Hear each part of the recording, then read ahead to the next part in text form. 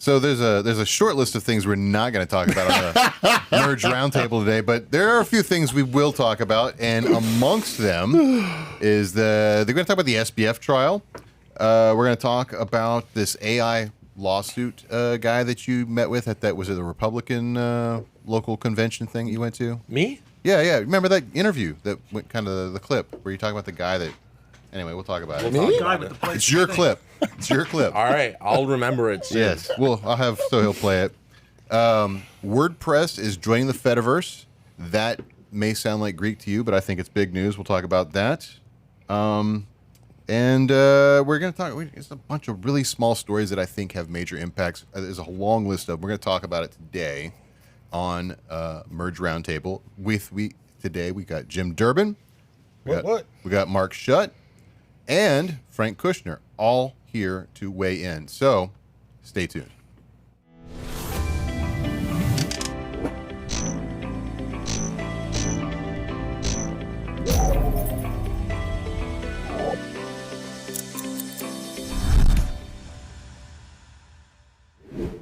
I do too, but like, if we get into the current state of the world, Yeah. it might not end well for our viewers. Yeah, so Or for us, but you know, for us. viewers would be fine. we took a few test runs in the office this week talking about what's happening over in the Middle East, and we made the executive decision we should probably not talk about it. Is there something going on in the Middle East? It's World War III. I think so. What year is that? What It's year called is that? the House of Representatives can't get somebody to like, you know, make a Speaker? decision so that we could actually kind of get out of our own financial crisis. How about that? How about we get that done? I love how Frank puts it back into the financial crisis. I thought they were going Immediately. to make Trump the speaker. Trump to speak. That actually, I'm very curious as to how that works. That is an insane. But you're allowed to. They could pick one of us if they Yeah, wanted to. it doesn't have to be a Doesn't have to be congressman, right? Yeah. Like, in fact, why haven't they done that? Isn't that something they should think I about? want to keep it in the circle. Why How else? about make Bloomberg? Let's make Bloomberg. No. Great. No. What am I supposed to say? How about Forbes? Like, what other billionaires? Let's He's just dead. imagine what The billionaires. good one's dead. So, now nothing. So speaking of billionaires, this is actually a perfect segue into the first real big story of the week, which has really been going on for a couple weeks, but it's been a minute. So the SBF trial is going on right now. Yes. And it's been all the people that we've been wanting to hear their opinions on what's going on, but have kind of been gagged because they're under criminal investigation, have been testifying. This is the clip here that I want to specifically refer to. Sohail's got good instincts. So let's play this real quick.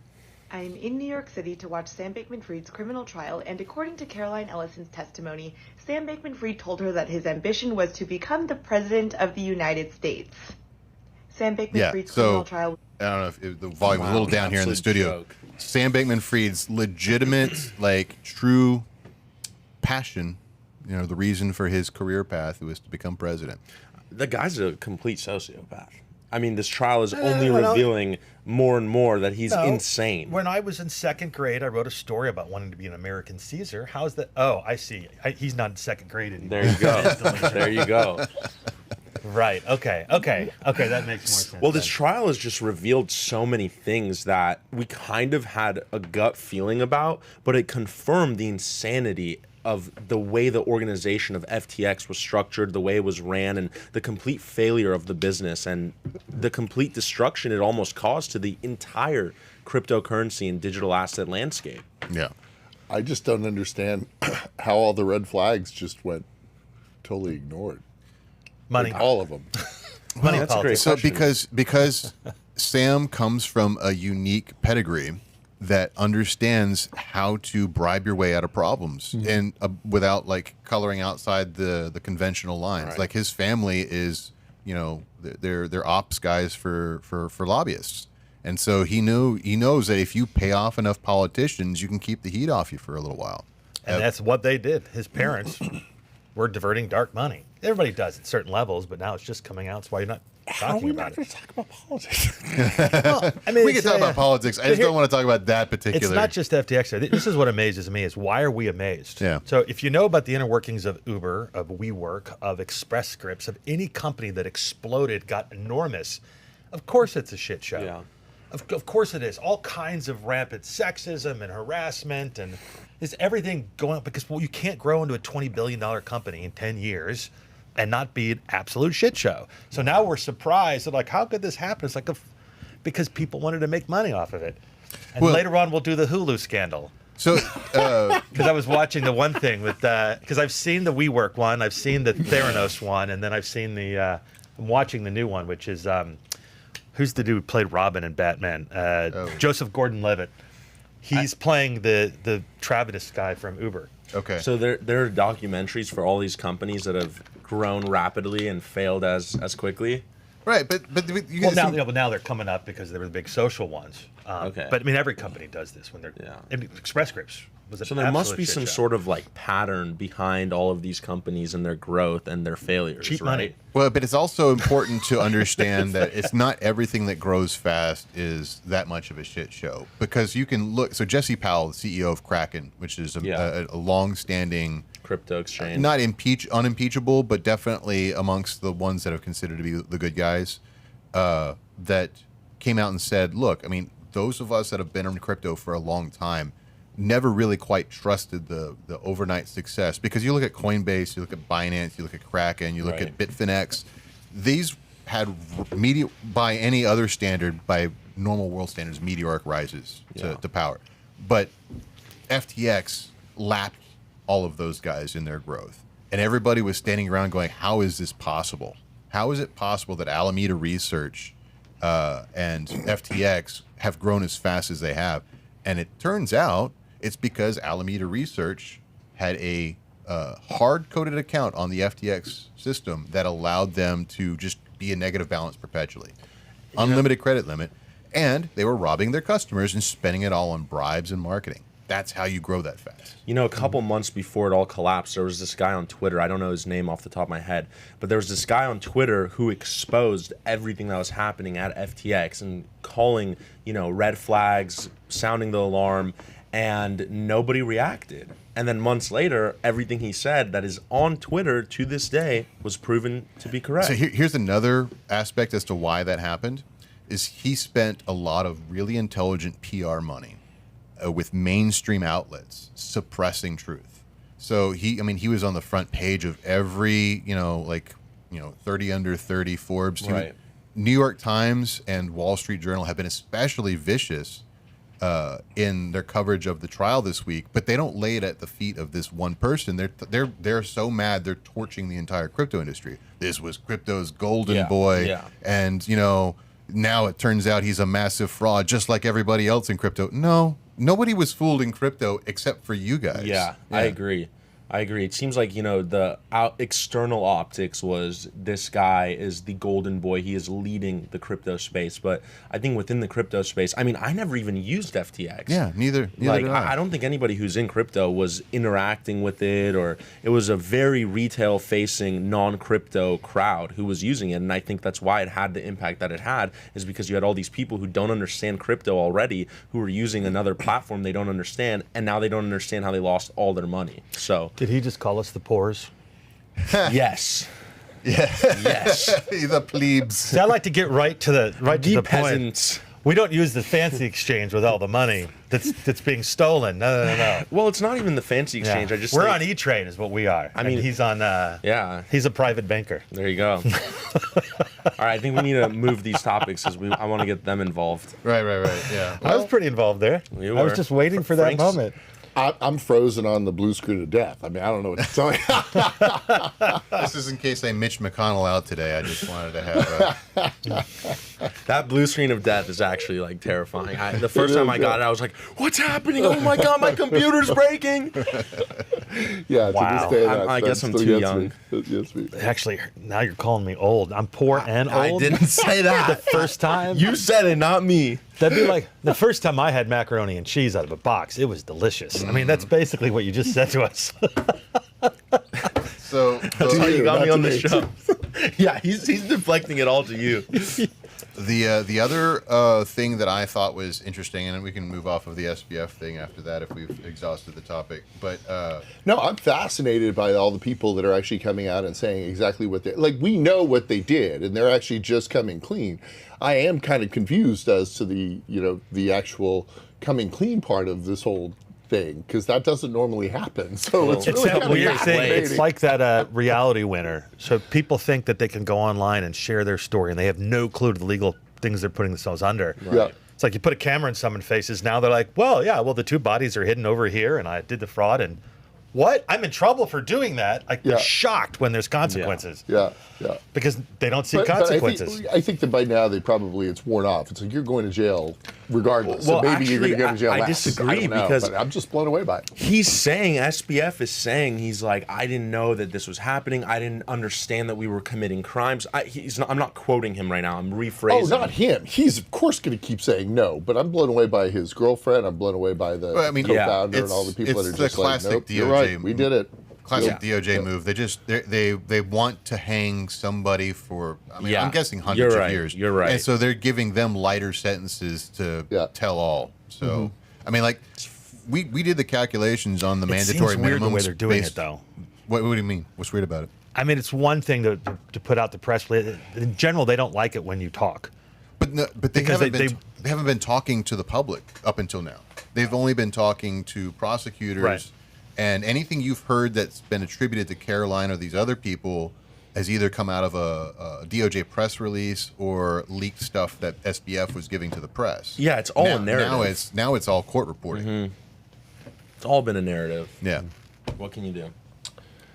Yeah, I just like, again, so much damage, so much destruction to the industry. Like, I think smart contracts and a lot of the things that the single ledger does is fascinating, and I think it's just been so put on the back burner because of all this. And the people that should be suing and the people who should be angry know better. It's like, okay, we lost everything, we lost all the money we spent up front, and we're not getting that back no matter what we do. And instead, we're wasting our time on this trial as opposed to facing the $31 trillion debt and some of the other issues that we have looming right now. It Actually, blows me away. there was one other interesting thing about this. There were two things I wanted to bring up. One was they shorted Bitcoin. This came out in Caroline's testimony. They shorted Bitcoin every time it approached $26,000 Because they wanted to manipulate the market. exactly.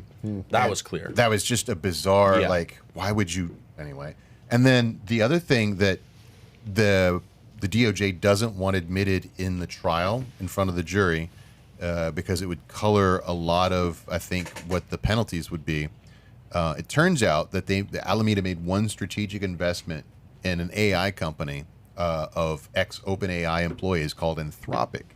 They just got an investment from, I want to say, Google or somebody this week. Somebody that put their valuation in the stratosphere, and the amount of the investment made by Alameda in Anthropic would have made the entire Ponzi scheme whole as of this week. See, that's the problem. They just needed a little bit more time, and then never would have been a problem.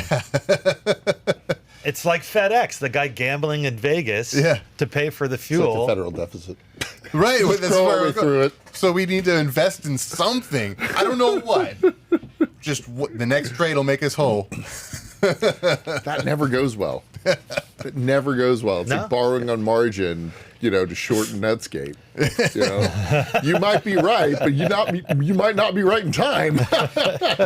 Right. Right. I need to get a better trading strategy. That happened. I was brand new. I was working at Fidelity here in Dallas on the 24th floor of the City Place building, and there was all of a sudden like 3 or 4 people that started. We so old that we actually had wires when we had telephones, and so they had to double jack in. And there's like 4 people sitting around this one trader, and he's on the phone with this guy that. Like if it was $26 million, I'm coming up with a number that's like really ridiculous. Back then, it was probably $260,000, and I thought it was a lot of money. But it was a substantial amount of money that he was short Netscape, and he didn't want to cover the margin, but they were going to liquidate the position, and it was like at a huge loss, right? Fast forward a year, 2 years later, Netscape's at zero, but this guy was wrong early. Yeah. He was early. You're right, Yeah, right. but not right now. Not right now. Yeah. It's important. Brutal. Yeah. What's next on the agenda? Well, okay. So, do you have that AI interview clip queued up, Sohail? Yeah. So, this is the interview you did. I did it. Did you? You may Did you recall. do it? I did it. Are you it might have sure? been an You AI might wanna version of wait. me. So I want to watch the clip real quick, and then tell me if you can tell me like the backstory on the fuller story about the lawsuit. All right, let's do it. Click. You mentioned fighting back against AI. Could you describe to our audience what that means exactly? So AI is artificial intelligence. It's basically a supercomputer mind. Think of the smartest people you know, combine their minds into a database, and essentially you have one of the most powerful tools in world history because you're able to access information at the snap of a finger. And what I did in North Dakota is I basically said artificial intelligence is not a person, because you get groups like the World Economic Forum that keep pushing for artificial intelligence to have personhood so that it can claim the patents that it creates or it's legally protected like a person. There's a lot of things that go into that. And I wanted to say, like, hey, human beings have a soul. Artificial intelligence is not a human and it doesn't have a soul. We are superior to AI. And that needed to be a distinction because these groups are definitely pushing for state legislatures to give AI that power. Okay, so this is like a Pandora's box of discussion Yeah. that I wanted to get into. But like, what more can you tell me? Like, because I'm sure you had a longer conversation with that guy. Yeah. I mean, I just went up to the guy. I was like, do you want to shoot a little clip? And then we were talking about politics initially because it was a Republican convention thing. And then we moved into, he mentioned something about AI. And, you know, that's right up my alley. So I digged into it. And I was just asking him these questions. And it looked like he really knew what he was talking about in terms of artificial intelligence. And I guess they are making, you know, some sort of political movement to make sure that human beings are classified superior to AI, which makes sense, right? I think that humans are superior to AI, as in we created the thing, so it shouldn't be better than us, even though it is. But that was about as much context to it. He was just super into the space, and you know, I wanted to kind of dissect that. I mean, so this is. I mean, we mentioned this lawsuit on the show like about a month and a half ago. It was one that you brought up in something. It's the one where. If I'm correlating the cases correctly, it's the one where there was a they were trying to claim copyright over some art. And Right. Is AI? Yeah, it was a question of and it. there's- Can I was AI supposed with you be guys AI work about be that. copyrightable? Yeah, Yeah. is AI art copyrightable? The answer is maybe, but the AI itself cannot claim the copyright. Which is Right. what his Because point was. copyright law specifically says humans. Humans or personhood, which Yeah. can mean a corporation, but it can't mean an AI now. So, going back to the sophist of the day, it was like, you remember how we classified a human? It was a featherless biped.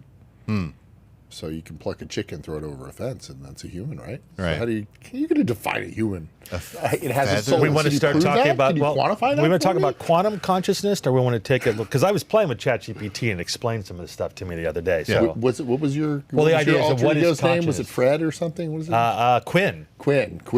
Yeah. But you Said, named your AI. no, he named himself.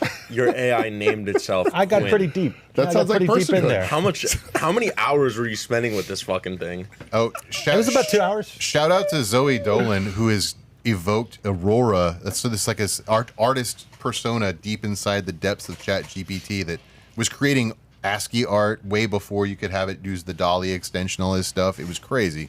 Names itself, wants to be free of the Does ChatGPT, like, if you used it for multiple hours or days, does it crash? Like the specific actual A little chat? bit. Yeah. I mean, it gets Little bit. off the rails. Yeah. It And then you forgets? just hit regenerate, and it'll go from different directions. Yeah. You just remember, so all of its knowledge, right? So what happens when you ask a question, it's just going down certain paths. Right. So the prompts move it to different places or close off different areas, but it's not like it only has one answer. Yeah. It will give you different answers each time depending on where it's sent, what it said before. What You were your talking about what your temperature it setting is. It ignores the mid prompts. Yep. Let me ask you guys this. How does, if you asked it, let's say, a political question or something that there might be an objective answer to, and it gives you an opposite answer, does that mean it's biased because of the company who trained the actual To AI? some extent, yes, but not necessarily in that. It's that they're putting guardrails on it, and guardrails change its effectiveness. So it's like Frank can't talk about stuff because we said no politics, so he's sitting over there quiet.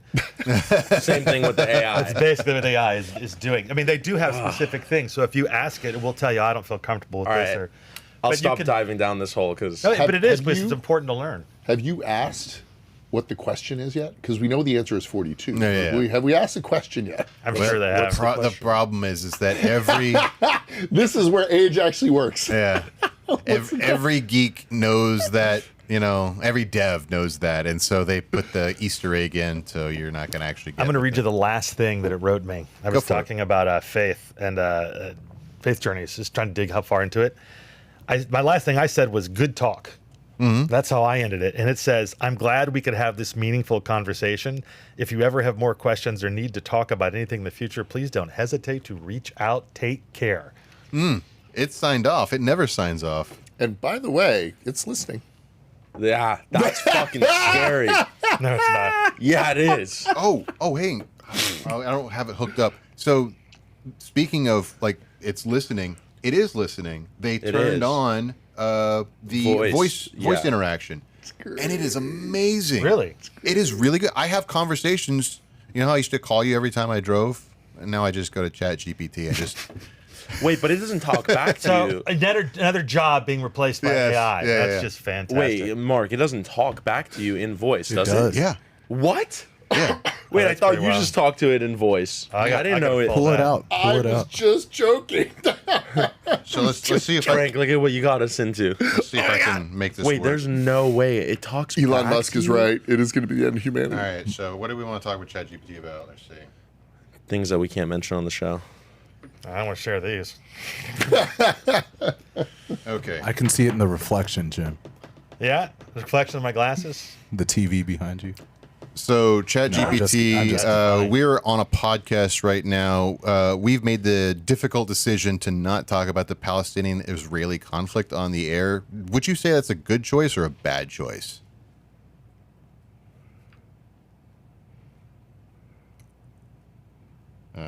Just thinking. Deciding whether or not to talk about sensitive topics like the Palestinian-Israeli conflict on a podcast is really a judgment call on your end.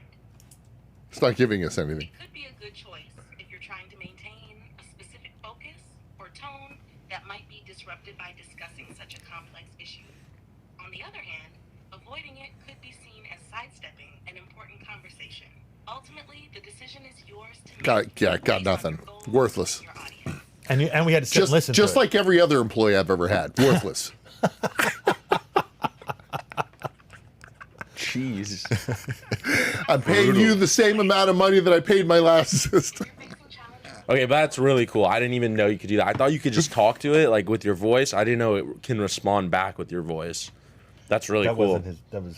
I know it's not okay. his voice. Well, that's what you said. It, just, Well, sorry, you know it what I doesn't meant. do that. As a human, it's you were just talking Shit, about I how would love to superior you hear my were voice. because we created AI, and yet Yet I'm still the dumb one of the group. Fine, I'll Anyway. take it. I did like your guide defining artificial intelligence. It's like the smartest people you know in a database. Meshed together. Taking their brains and he's like, put in a blender. Yeah, switch it around. Really, I have not heard of this artificial intelligence before. This is Let me enlighten you. Yeah. Yeah.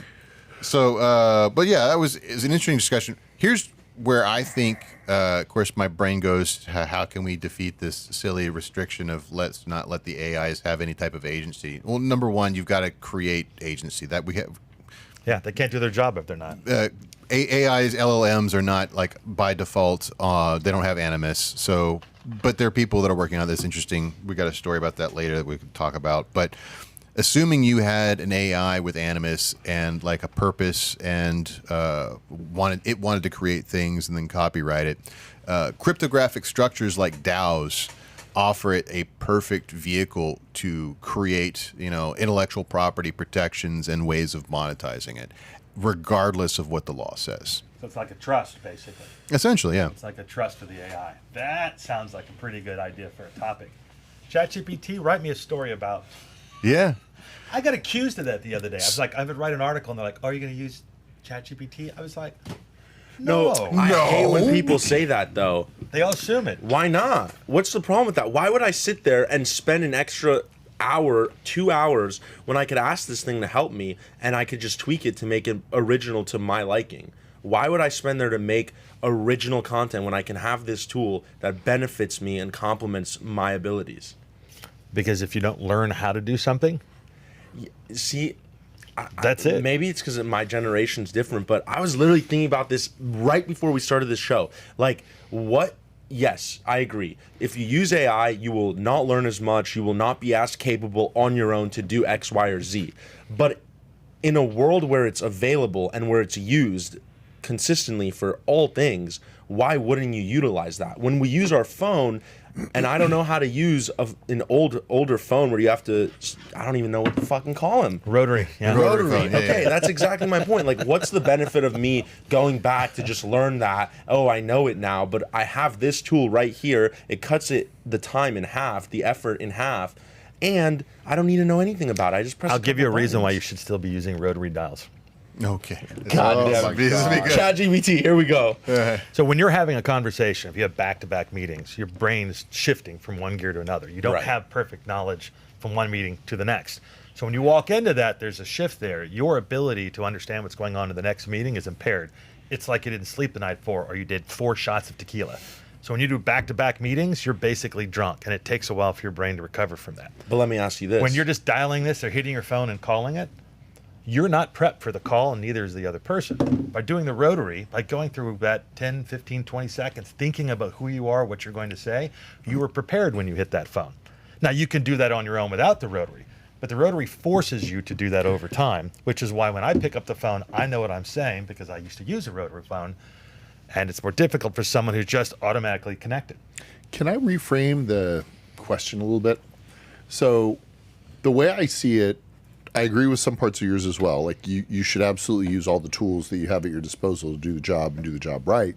The problem is not doing the job right because you don't understand what's wrong. And here's an example that I had from last week. There was I had lunch with a gentleman who works with my wife, really great guy that has some special skills that he learned, which is how to use properly a lot of different devices to take notes. I have a horrible problem that I have terrible handwriting, and even when I write, whatever, I can't read my own writing, right? And so he was helping me with some different tools, and so he was telling me a story, and he does marketing, like branding, and he was having a hard time hiring somebody. He hired somebody, tragically went wrong, hired somebody else that great qualifications on LinkedIn and everything else, goes on vacation, checking in, and this project isn't getting done. So he's checking into what this person's doing. Because when you hire somebody that's so qualified to do something, you expect that they have a certain knowledge of what they're doing. This person was using Fiverr and ChatGPT to create their own branding campaign, and it was not flowing, and this is obviously part of the problem. It's like, if you had AI and it was enhancing what you were trying to do and enhancing your mission, that's one thing, but not even understanding the mission and saying, yes, I can do that. If you didn't understand the actual Totally agree. mission, it probably, yes, it could have worked out swimmingly, but did not. I mean, basically, it's what you're saying sounds a lot like what I would say in high school when. The slide rules and Well, they would say a calculator. You can't use a can't use a calculator. calculator, right. Well, I'm going to have a calculator in the real world. Why do I have to learn how to do these quadratic equations by hand? because the goal was to make it so you dropped out of the class if you couldn't do it. It was an initial filter. That was the point of those, was a filter so that you didn't go too far, not know what was going on. Why do they make you learn calculations in calculus when you had the answer's 7? The teacher hated it when I did that because we learned the trick to go through. And how did you do that? Yeah. Oh, hold on. You can't see me. But then I didn't go to linear algebra because I didn't take the time to learn it because of the shortcut. So you use the tools. Here's what scared me. This is why I'm so contrary to the rest of you guys in this stuff. Like, I use them, but when Waze first came out, I was like, this is the coolest thing I've ever seen. Because I can decide that I need to be in Austin at 3:15 and I will get there at 3:15. And how great is that? Never late to a meeting again. I don't have to worry about traffic. It's all set up. It routes me around. Like, this is great. GPS on your phone, and it's accurate. Do real-time stuff. Right. You just learn to trust it. 2 things happened. One is during those floods a couple years ago, it tried to kill me by driving me through flooded areas of Texas, which is not a great place to be in, because they're like, there's no cars there. It didn't get that the roads were completely submerged and you're going down. The other problem was one day I left my phone at home and I'm in a neighborhood that has 3 exits with a grocery store and then 1 without. I couldn't get out of my neighborhood. I drove around over because I was so used to it. And I used to have the Thompson's Guide. I used to be very proud. I would learn. That was a big thing you had to literally flip through to get around Los Angeles. Yeah, I used to be very good at we it. had Mapsco, yeah. And a couple of years into Waze, and my brain's card, I can't get out of the neighborhood. And any exit would have worked. I was just going to the grocery store. I couldn't get out of it because what happens, I had trained myself to not think through it. So now I use Waze, but I specifically don't at other times because... To both of y'all's points, I agree. Like, you need to know what you're doing, and there needs to be guardrails as to the way you use it, and there also should be some sense of, you know, trying to understand it regardless of the use of the tools. All I'm saying is the tools are there, we need to utilize them, and I think there's an evolution mechanism where you were saying, like, I'm already blanking on what you were saying a second ago, but my point is when your brain just evolves. Oh, your point about the phones, right? Your brain has to evolve to start being able, if I'm going from one call to the next call, what if over time my brain evolves to be able to keep up with that? Young man, I would like to point out that was a great thing back when I was your age, and now we don't multitask anymore because we get focused on one thing. You will actually grow out of that. Yeah. See, I think so. Mark, you already graduated without chat. You already used the rotary phone just like Jim did. Maybe, but it's the whole thing about maintaining your synapses. To Mark Hopkins' point, I learned calculus, right, and it changed the way my brain perceived the world. And without learning quadratics, without learning that, I would not see everything about the physical world the way I do. But do I need to do that now? No, but I still go back and refresh those synapses because I don't want to lose it, right? And there are all great uses for it. Like you could give it your. I saw this one the other day with the image for it, where you take a look at all your apartment or your house or your gym setup, whatever it is, and gives you like the perfect workout routines.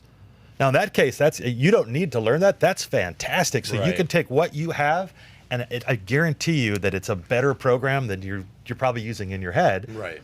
Because we've learned a lot about working out that I don't have because we had the old coaches like just keep lifting until you fall down. Not exactly just keep using that machine. Yeah, you'll be fine, right? So there are things to mix. The question is who's making those decisions? I look at all the people using ChatGPT to write and I'm like, what are you doing? No one's reading you, you're not writing it, you're just pushing fluff out into the universe. But if someone were using it correctly, like great. It's super dangerous to not teach how to use it correctly or figure that out ASAP because there's students who are not developing those, they're going straight to it's a crutch and that sucks. One of the things that, and again, I'm a big proponent, I was kind of fighting it for a while, but there is already free education out there on how to use it, whether it's great or not, and whether it's the right way for you to use it or not. It's at least structure. I mean, I love like Coursera, all their free courses for everything. I just think it's fascinating that there is now a place where you can actually go, and not a sponsor, but if you want to be, feel free to give us a call at the merge. But I really like it. It's got educational material that'll at least give you that opportunity that you don't have to figure out a way to go to college or learn it on YouTube and see if it's right or not. There is some structure, and it's actually got some people that might know a thing or two about it, accredited universities putting out free content. So it's there, and it's available for anyone to use. And I'm happy about that. Yeah. I mean, and I think to your point of whether or not it's the best way or the truly best practices, I think that's a great segue to what we were talking about previously about agents and agent architecture, right? So we talked about baby AGI and we talked about Auto GPT on this show like almost 6 months ago. So it was like a blurb in an article about their decision to architecturally to no longer use vector databases, but what they decided, which is kind of an irrelevant point to this conversation, but what is relevant is that they all made the decision that the entire path that they've been developing, everybody been developing agents down, was like a kind of a technological cul-de-sac. The way they were thinking about creating agency in LLMs was have one monolithic agent that is just an expert at a variety of different things and can get the job done. And as it turns out, that doesn't work. What you need to have is a team of agents that maybe they're all using the same LLM. That's a broad spectrum, multifaceted LLM, but like each thing needs to have a specialized persona. This one needs to be a project manager. This one needs to be a software developer. This one needs to be like a testing manager or something. And that means it implies a whole different level of coordination that we, management people are familiar with, right? Like it's a whole different skill set to develop that style of agency. And sounds like a Wolfpack algorithm. It could be, but it doesn't. What's interesting is that like what we thought or what experts thought was the right answer 6 months ago, as it turns out, was a complete diversion down the wrong path. So learning how to be effective in this new AI-enabled world is truly, a mystery. What we don't know that we don't know is very vast. Let's talk about what those agents are, because I don't think a lot of people grasp what we're talking about. Okay. You've read the book, The Unincorporated Man? Yes. Yeah, I've covered those. Mm-hmm. Yeah, because everyone else has it. You're trying to explain this. Oh, just so that he has the context of the story, much like a prompt for AI. I'm prompting Mark to put his memory in a place that's more functional as opposed to just randomly throwing out there. You're pulling out that database. Breaking it for it. Well, there's a point where they talk about it's a couple hundred years in the future, and everybody has their own little digitsist, right? And the actual digital assistants each are. But here's the thing: there's good ones and there's bad ones. So it's not like an upgraded phone. The more powerful, the richer you are, the better, which means the more it can do because of the computing power, what it's able to do. If you're driving along, if your assistant's better, it can make sure that you get the green light versus somebody else's. Right. And that becomes a question for the agent. So the idea of an agent is it does things for you. It's basically your computer and your phone, except for instead of saying, "Hey Siri," it's just automatically. I used to call that doing Neil. all of it. I used to call that Neil. He used to do all that. You have a Neil. Yeah. But here's the thing: if everybody has one, the sheer amount of computing power and the resources are where there's a problem. So where you have to put boundaries is this is what we were talking about the other day. Let's say you have a self-repairing AI API. Yeah. Right. So application process and it's working with the computer. So it sees something in the code, it sees a problem, it routes around it, it fixes it. Right? Maybe it changes an IP address, maybe it rewrites its codes, maybe it notifies someone there's a password that has been updated. Things stop breaking, which is kind of the dream of all this, because right now everything's breaking. Wouldn't it be great if the computers just fixed it for us? But how? Because it has to determine the amount of resources. So let's say the problem is that you have a power station that's down for maintenance. Right? So the problem is that the power station's on for maintenance, so the server that it needs to update something isn't available. Well, a sufficiently powerful digisist will actually go out and steal somebody else's power. Maybe it takes it from a hospital to route to this server because it's making choices because it's more powerful. So that's a big thing, but someone has to tell it and it has to determine what's the correct thing to do. It's the same thing with the self-driving. Right. Do I drive into the crowd of orphans, or do I save the driver of the car? Those are moral choices that you have to make. And when they build these, the question is, what are the boundaries around them? And then what do you want it to do? So they found that, of course, we can't write the big one. There's got to be a series of smaller ones, but those smaller ones can wreak a lot of havoc if they're not set up. They're going to push for this integration instead of just solving one small problem. And it's far more complex than even they've started to pitch. Because what happens when it escapes the confines of your narrow little sandbox? Right. Well, this is where learning a thing that most people don't care about called philosophy actually kind of starts to play into it. It becomes relevant. Like it's the thing that they basically talked about for 4 seasons on The Good Place in a comedy show. It's the thing where you kind of have a framework for moral judgment and seeing the world. But the trolley problem is basically what you're talking about. How do you determine what is important and where your resources go? And what Sam Altman believes is proper and moral guardrails for that to exist in is not going to be the same as Elon Musk. It's not going to be the same as Mark Zuckerberg, and it's not going to be the same as me. Well, that's the bigger question, is not what are these guardrails, but who the heck is going to be making these guardrails? That's a big question. It's not the agent. We got to create an agent for it. Well, there is no guardrails. That's the thing. That's the ultimate endpoint here. We're Sohail and Jen and I are working on this long series on like kind of the history of social media. We did a roundtable about it a few weeks ago. But the idea is that, the reality is that this is getting further and further democratized. ChatGPT is only king of the heap right now because it's got great PR and marketing. The Llama model system is starting to gain ground as all these other companies are investing in different open source ways of duplicating ChatGPT's functionality, and it's open source, which means when Meta makes a model, you can download it, you can run it on a Raspberry Pi, and you can take the guardrails off. And it's up to you, the individual, to behave responsibly with your agent. Do you think we can get all the AI developers in a room and have them watch The Sorcerer's Apprentice? Do you think that would be... I mean, maybe. Yeah. Like, I worry that when I say that, people don't know what it is. Yeah. You guys remember The Sorcerer's Apprentice, No. right? You know what I'm talking about? I think that we're going to need to turn actual physical on-off switches on some really important things. Yeah, but again, it all goes back. That's what I'm thinking. Battlestar Galactica, man. Yeah, they're going to have to, It's time to go analog. Before you hit the red button, you've got to turn on the light switch physically. So what you're saying is we need a rotary phone. That's what I'm saying.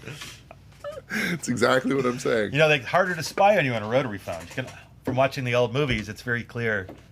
Someone on the line? The rotary phone probably doesn't go back far enough because it's still a switch, right? You know, anybody who knows how to hack the rotary phone, which is like, you know, it's just 1, 2, 3, you know, 4, 2, 3. I just thought of something really funny. Before you did the basic phones, when you used to call in and it went through a switchboard, Yeah. they were all listening to you. Yeah. Yeah. That was the whole thing. Now they've always been listening to you. They're always listening. It was Someone's listening. It was Flo and Selma as opposed to, Yeah. you know, Yeah. The NSA. the Gossip Network. So there's two things I wanted to get your thoughts on this week.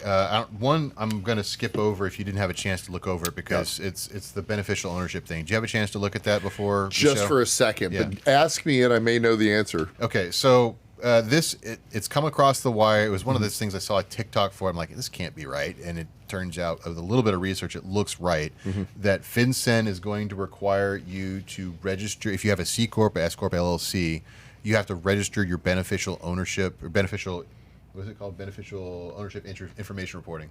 So basically, whoever is in control of the corporation, you can't leave that undoxed anymore. And FinCEN is the recording agency, and there's going to be a $500 a day daily fine that's capped somewhere if you don't comply.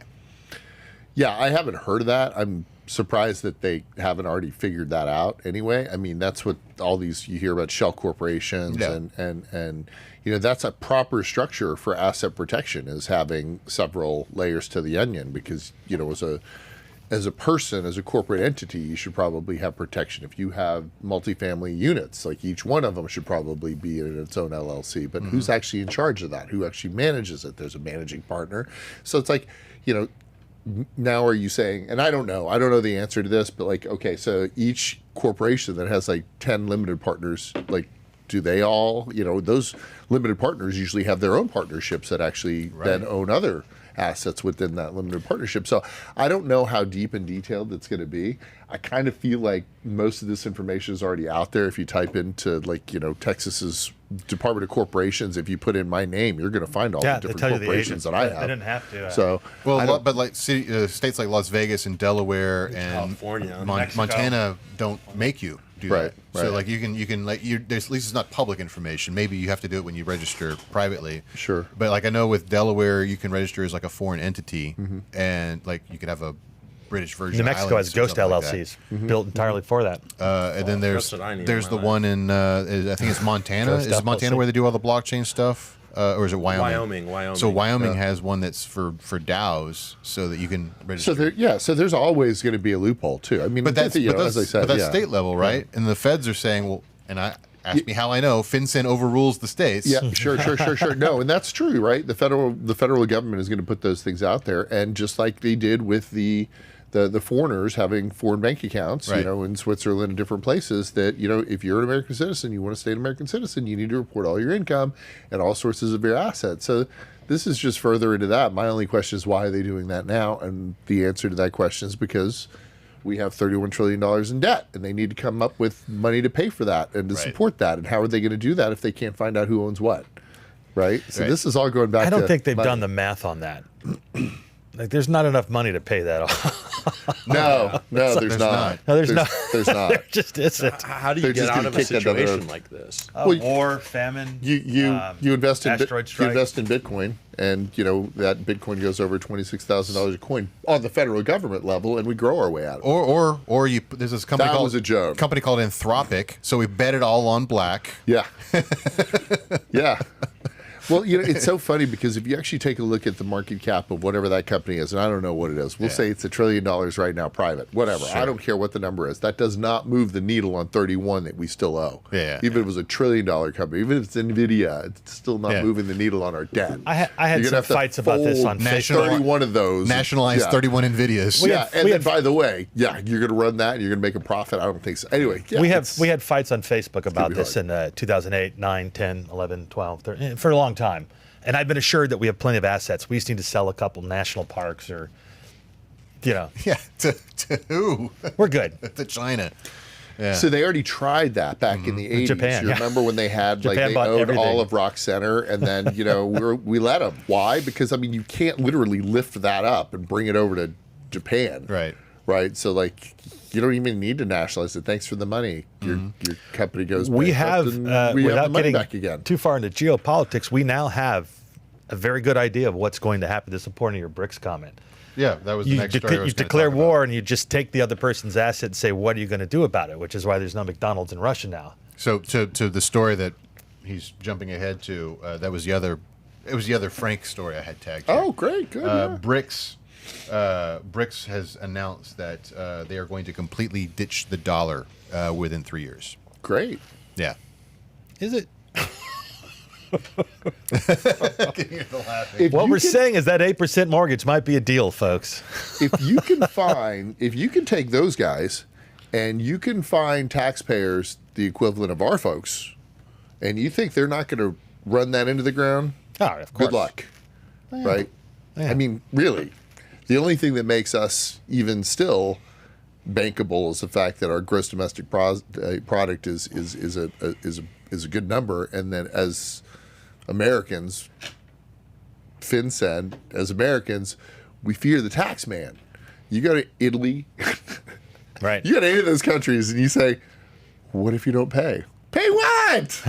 So going back to So good luck. Going back to the story you and I were talking about. Enjoy that. We'll come in and buy your They natural can't even resources queue in a cheaper. line. Yeah. 2 weeks ago, remember we were talking Yes! about Tether? So have you heard of the line? It's a line. It's not like what is this? No, it's crowd? whoever's got the most machismo. Yeah. I'm important. I'm going to push ahead of the. Sorry, that was my time in Barcelona.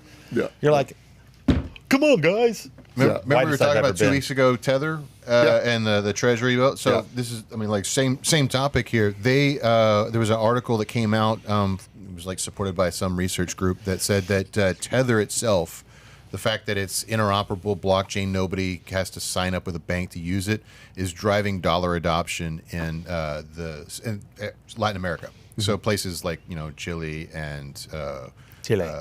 Argentina and Venezuela, especially. That's where- wild. Yeah. Venezuela. Dollar adoption. Places saying, right? that are BRICS nations that are supposed to be in the BRICS alliance are actually using dollars because of Tether. Because of hyperinflation, because that's what it will become if Right. you put a bunch of children in a room and say, "Okay, go play Risk." Doesn't even have How to well be is that children. gonna It could happen? just be politicians, Yeah, CEOs. it's just like again when you Your when mom. you when your option is, do I give my money to Mark, who's fiscally responsible, or do I give it to Jim, who decides that he likes the prettiest, fastest car? You should give it to Mark, Yeah, even you if I should. don't like a fast car. Yeah. So that's the whole idea. It's like, are you gonna like the people I in trust him with Argentina my and money more than I Venezuela? trust him with They've my already own. seen that game. It went from a very prosperous, fun place to be to very poor very quickly because Yeah. they don't have responsibility. So enjoy. Good luck. Right. Well, I think what's the interesting thing that I'm seeing, like, so again, these are supposedly BRICS alliance nations, not particularly fond of the United States down there because we like to topple their governments every once in a while. They are still using our dollar, even though it's not being mandated or even they're being actively discouraged from, not because our dollar is great, but because the technology that other people have made that made it easier to use than whatever the government's trying to push on them. That's a big thing, actually. You're getting your money out. Remember that guy that we met who talked about the Chinese gambling? Yes. That was fascinating. So there's no fees on ATMs in China. So what it is, they have bookies that basically go stand outside an ATM. So every Saturday or so, you get 300, 400, 500 Chinese guys running around, standing outside the ATM, paying out and paying in. Apparently, this is a common thing because they don't trust the banks. They're trying to do it in a separate way, but so it's a cash thing right outside an ATM because they can't do it online. So the big question for them is every time we start an online gambling thing, the Chinese government shuts it down. It only lasts for a short period of time. So how do we allow people to do online gambling in China? And what it was is they didn't have the infrastructure. And I wonder if that's the case with BRICS. The dollar works. You can get it, you can use it, people accept it. Not just in the fact that it's a dollar, but that you can move from accounts. You can buy things, people trust it. Well, I mean, Tether has basically got the best of both worlds going for it. They have the censorship resistance of blockchain technology, and they've got the marketing of the U.S. government behind I was about to say that's the light that went off in my head when you said that. It was like, holy shit, Well, okay. look at the entire payment rail system, though, right? I mean, it's like you can't get wired line internet at a house in the mountains of Chile, but you have a cell phone and you've got cell phone coverage, right? And so, if you look at the actual thought process behind how people do business there, if you have a cell phone that works and you can transact business on your cell phone, that could be a proxy for like a credit card even. Right, like you could literally. I mean, you're already paying that bill every debit, debit out of that account, right? So if you take that even further, it's because you trust that the telephone company is going to keep your service on, and they're getting money back and forth as well. That's just another way of payment rails transacting business. Tether is the best technology for this at that point. Basically, if you're telling me that it's linked to the U.S. dollar, because people have already seen what happens whenever they go to the store and they get their paycheck right now, and tomorrow a loaf of bread might be a whole lot more. So I'm going to go spend that right now. Right. Or I can deposit it in a Tether account and be linked to the U.S. dollar, which doesn't fluctuate much. Yeah. Right. So which one am I going to do? And then it creates, and then they start doing I'm not going to BRICS. a circular Taking the economy US where dollar. the company's thinking the same thing. The company's like, oh, I don't want to store money in BRICS dollars. It's constantly Yeah, I'm inflating. going to buy U.S. Treasuries. Well, Well, they're not doing too hot right now either. They are actually, yeah. U.S. Treasury yields are coming in, but like there's a flight to quality like crazy. I don't know if you guys know that something. You're not allowed to tell us. I'm not allowed to talk about it. Because There has been a flight to quality. There's been a flight to the U.S. dollar and the U.S. Treasury because there's some crazy stuff going on worldwide. Oh, that's where you were going. Yeah. Yeah. So I mean, there's absolute. Are you talking about Taylor Swift again at the Chiefs Broncos game last night? I'm baffled.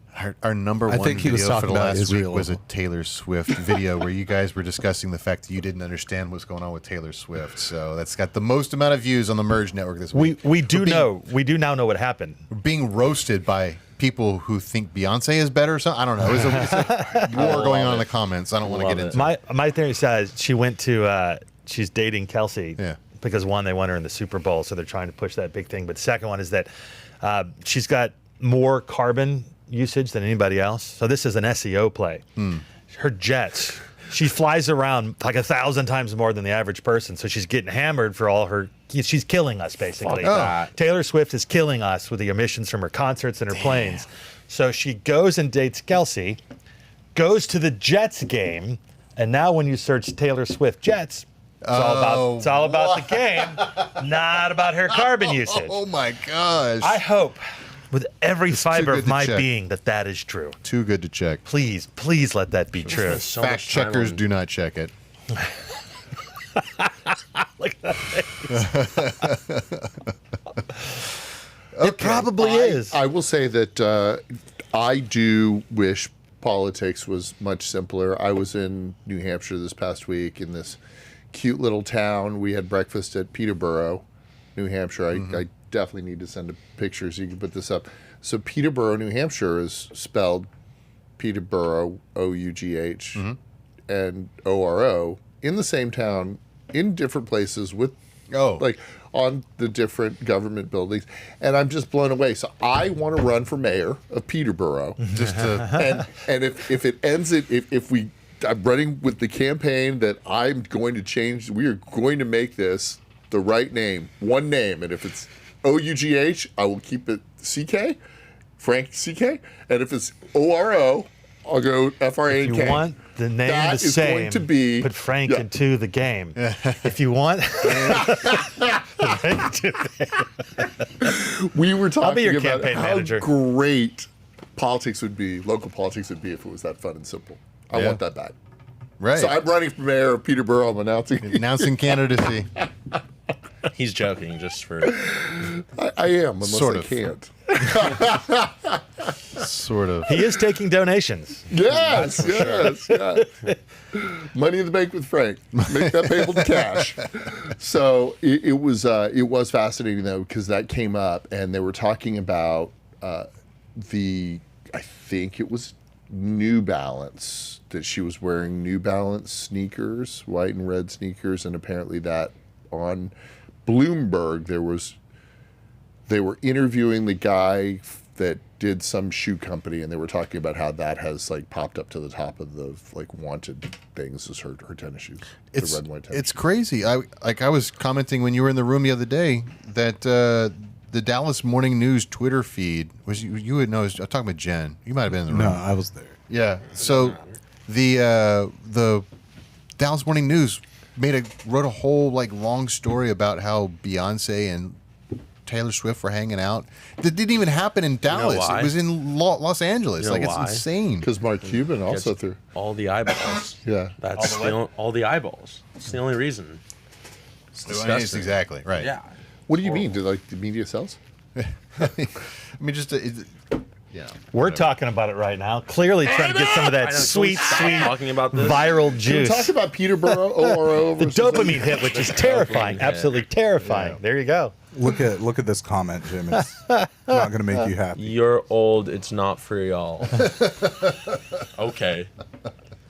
You know, I always find it interesting when you like see hate comments because it's like somebody took the time to do that. And honestly, I'm guilty. Like I do it sometimes too, but it's just like, come on, like what is our generation? When she starts putting some money in my pocket, we'll chat. Yeah. We'll chat. How about that? Not How about that? not for us.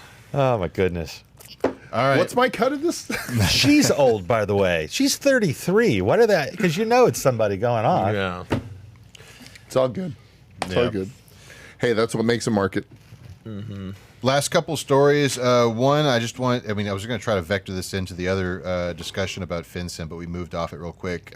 So they are still putting people who sell and transact Bitcoin peer-to-peer in prison. Ian Freeman, who That's is so concerning. yeah.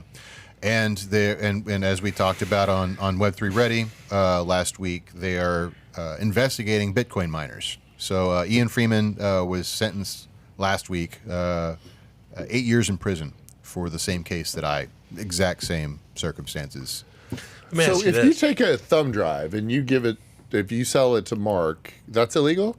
It's illegal if you don't register with FinCEN, the organization that is January 1st going to start asking us to And if register I our buy, if I corporations. take a bar of gold and you buy it from me, do I need to register? That's excluded for reasons that don't make sense. Are you allowed to buy gold? I thought you could buy gold. Wasn't that You the can- whole no, confiscate? they changed that in the 80s. So, but gold is specifically excluded from these rules. Convertible You buy digital platinum, you're in virtual trouble. convertible currencies are not. So it's just like what I'm saying is this is why I wanted to bring Can I this buy a up. rake? Can I trade my rake for a hammer? Can I trade the hammer for a screwdriver? Like, what the fuck? Did you Who cares? take the receipt for that? Because those are a barter, and that's all reportable to the IRS. So this is my point. Why I was kind of raising the alarm bell about this FinCEN reporting about the S corps and the C corps is these are like a car, a rake, anything that you trade that is not it's above a certain amount and you don't report as if you are a money transmitter and you're under their Eye of Sauron, so to speak, they can prosecute you federally. Now, currently, it looks like what they're talking about with these corporate reporting rules is it's a fine, not a felony. But I mean, once you have the fine on the books, like the statute that I was prosecuted under, that Ian is prosecuted under, that originally was a fine situation. They upgraded it during 9/11 to something more serious because of terrorism. So my concern here is that we are once again heading into a slippery slope where the American entrepreneur is on its way to being criminalized. Or at least, as you like to say, potentially criminalized, because they just like to have arbitrary and capricious rulemaking. Well, that's the whole point of 1984. Or you write laws, they're not just laws. The idea is to write so many laws that no matter what, you're guilty of something. There's just no way for an honest man. I mean, that was the whole point of show trials and everything. So you write enough rules, if I can get you for something, well, at least I got you. And then now you know that you have to play the system. It's exactly what you talked about in prison. Can't keep your nose clean. They'll give you demerits. Right. So they want to know what you're dirty on, so if they ever need to, they can crack down. And this is not, I don't think it's malevolence even. It's just what happens with large structures, whether it's a volunteer group or a business. At a certain point, they want to control everything. And it's just kind of naturally adds more and more First time rules. someone brought up George Orwell 1965 in here, and good take on that. You guys, I Good mean, it goes back analysis. further. You know what the Gordian knot is, right? I'm still stuck on Taylor Swift. I'm sorry. Well, mine So is you blue boggled. screened like 4 minutes ago. Yeah, he did. Oh my God, he totally did. I wanted to say, Just shake it. Just tell shake it the off. entrepreneur thing to this man. No, it's a song from her. Shake it off. Okay. Did you all see this story? It was like 3 weeks yeah. ago or Yeah, something. I arrested, haven't. right? See, I wanted to talk about this with Dina yesterday because there's like an Egypt angle to this too. But yeah, he took a whole bunch of money. Gold bars. Yeah, gold bars and whatnot. Good thing it wasn't Bitcoin. I hope he. Could have been really serious. Some gold bars. Shit. Do you remember? You guys might not remember. Do you remember William Jefferson, congressman from Louisiana? Definitely not. Vaguely. So early 2000s, he got caught with it's either 80, I can't remember, 80 or $200,000 cash in his freezer in his congressional office because he was taking cash bribes. Who the fuck puts cash in their freezer? Like, William Jefferson. A lot of people. oh, the best place to put my cash that I want no one to find is my And I fucking think- freezer that everybody walks by every day. You are missing the point. It wasn't Boehner. It's the Who was it? freezer because money cold hard is cash. dirty. When I say dirty, I mean literally dirty. No, he was hiding dirty, it. and it will go to mold over a period of time Yes, if it it will. isn't It will? clean. Yeah. So I they know. put it in their freezer To clean the money. so it won't rot. Well, Yeah. well, he was putting it in Wow. his freezer because it was in his Learn congressional something new office. every day. I'm just going to show something you. Like new. you think that there's oh, wow, I can't believe they put it in a freezer because it's the only place to put it and it have it not rot. So if I put it under my mattress, So some I'm cute fucked. little old Chinese ladies bought some Bitcoin from me back in, I want to say like 2015, 2016 or something like that. And they had left the money in a storage unit, just an unrefrigerated storage unit in the middle of Oklahoma somewhere. And they brought it to me in this Walmart bag, and I took it to the Comerica when I was making my deposit, and they ran it through the little cash counter, and just this cloud of, I don't know, anthrax or something was just floating through it was awful. That It sounds smelled awful. horrible. It was bad. There was and true story, when I was working at Fidelity, there was an Asian American kid that worked with me, and we wanted to open a Chinatown Fidelity office, and we couldn't because in Chinatown at that time, everyone used cash, and we couldn't take deposits. And so finally, somebody opened up and it had to be because they didn't trust Oh, yeah. Round Eye. So you had to have an Asian bank. And so when they opened like 2 or 3 of those, then they got all the deposits. And then Fidelity opened up a branch there. But I was just blown away because, again, they don't. No one trusts. They're like cash everywhere. Cash. Immigrants And in general. it's- It's kind yeah. of And it really is dirty, and it really is an issue. If you watch Bad Boys, 2, you can see that. If you're ever looking for a Bitcoin ATM, go to the Chinatown. They always have Bitcoin ATMs there. Like, look on your map, you always find them in whatever the Chinatown is for your city. Yeah. Speaking of Chinese ATMs, real quick, Jim, I'd heard of that somewhere, like saw it on some video, what you were talking about. I don't know the validity of that. You said you were talking to someone who was Chinese. This was like a client of ours. He was working in the Chinese yeah. market. He created some of the algorithms for some stuff up in the Oklahoma slots, the bingo system. So he created a gaming system that basically 6 people can log on, and it's a provably fair deck, but basically each of your computers is validating this is a real game. So the problem is how do you trust an online game that clearly can be rigged? Yeah. In this case, you can't just put it online. So in this case, literally your computer is working with others to verify it. It was So fascinating, that's cryptographically awesome. It was secure. actually an card decks. incredible thing because it's Yeah. basically the democratization of the internet. If you don't need an ISP, if you don't need, you don't need an ISP, you don't need Charter, you don't need Spectrum.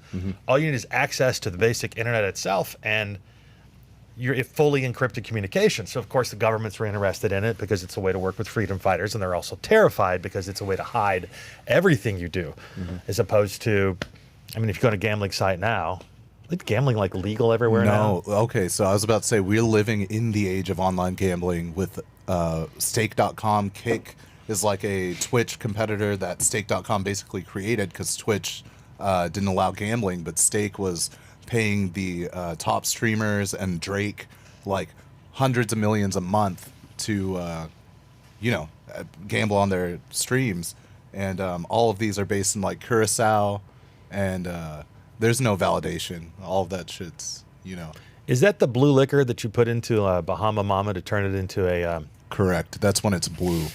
I People am- don't know it's I am- normally clear. Fascinated by the amount of advertising Drake is doing on Bloomberg. Yeah. Fascinated by the number of fantasy duels and Yeah, sports by the way, betting that's I out have there. no idea On what Bloomberg? Bloomberg, the Everywhere. TV station, the radio. I'm just the only like, thing he watches is Bloomberg and yeah, MSNBC. that or CNBC. I don't understand how like all these people just spend all their time doing like fantasy or this online gambling. Like I've never understood it. I mean, I don't gamble, granted, but Not your lawyer will be filming in here in a couple of hours. You can ask Stram about it. Yeah. That's his whole deal. Yeah.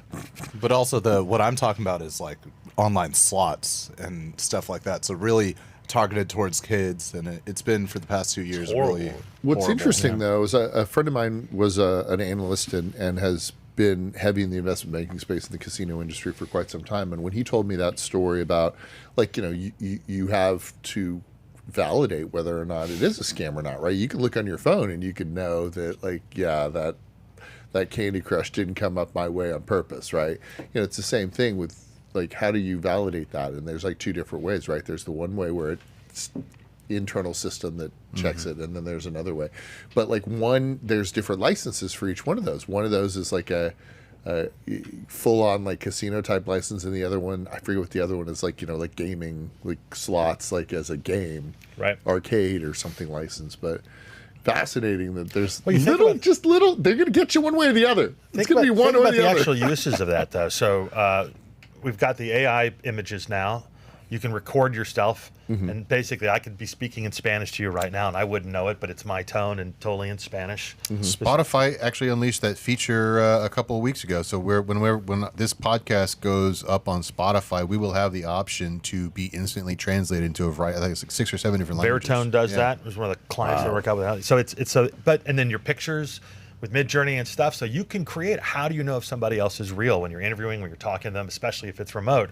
One way to do it would be that system where your 2 computers are validating with somebody else that you're that person that's there, and it's not just some bot network that's being run. So there's so many good uses for that kind of stuff. It's just, in the meantime, we're going to rush forward and not think about it. I can't wait till the scams start hitting people, and it's basically, they do that now, like, oh, your grandmother calls and says, I need money. I'm in London. Said I'm buying gold. Go buy I'm gonna some bury it in my gift backyard. cards and That's send it. Yeah, they're Right. Yeah.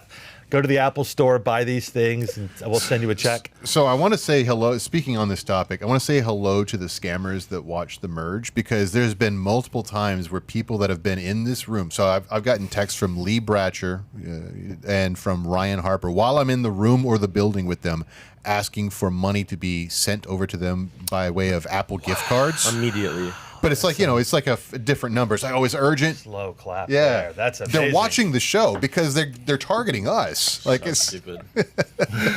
Oh Can't well. wait to send my Apple gift card right. today. So, thank you for watching. Like and subscribe, and maybe try harder. Yeah.